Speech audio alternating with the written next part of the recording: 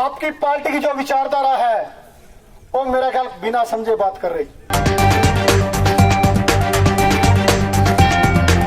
कई लोगों को मिसलीड किया जा रहा है, वो इसको पढ़े।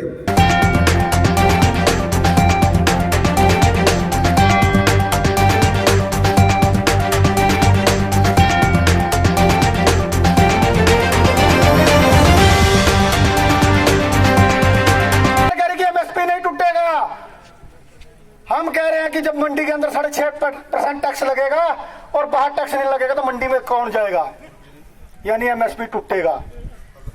विधायक जी,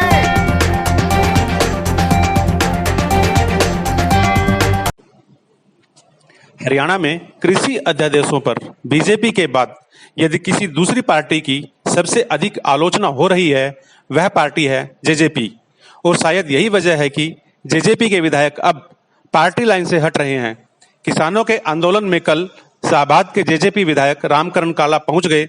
उनका यह कदम पार्टी लाइन से एकदम अलग है, क्योंकि उनके नेता और उप मुख्यमंत्री दावा कर रहे हैं कि कृषि अध्यादेशों पर किसानों को बहकाया जा रहा है। कि कई लोगों को मिसलीड किया जा रहा है, वो इसको पढ़े और केंद्र जब पूरी तौर पर इसको लेकर आएगी उसके बाद ही अपना इसके ऊपर मन बनाएंगे।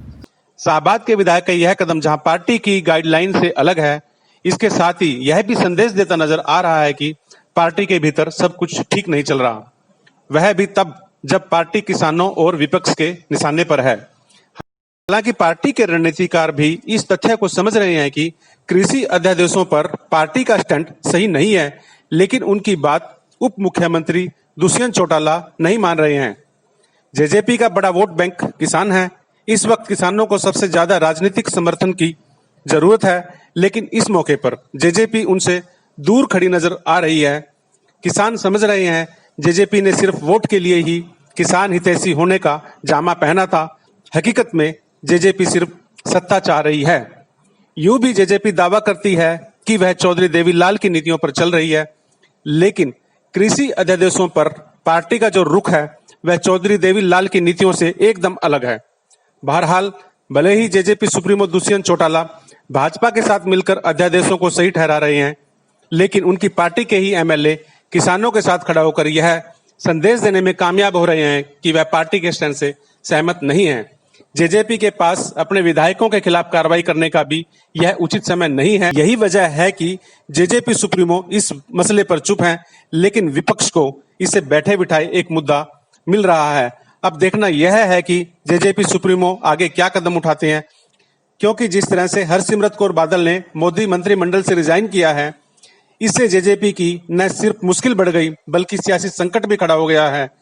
देखना दिलचस्प होगा कि अब जेजेपी इससे कैसे निपटती है। यह भी देखना दिलचस्प रहेगा कि जेजेपी भाजपा के साथ कब तक और कैसे चलती है। क्या अपने विधायकों को नाराज करके कोई पार्टी लंबे समय तक सत्ता में रह सकती है, यह भी आने वाला वक्त तय करेगा।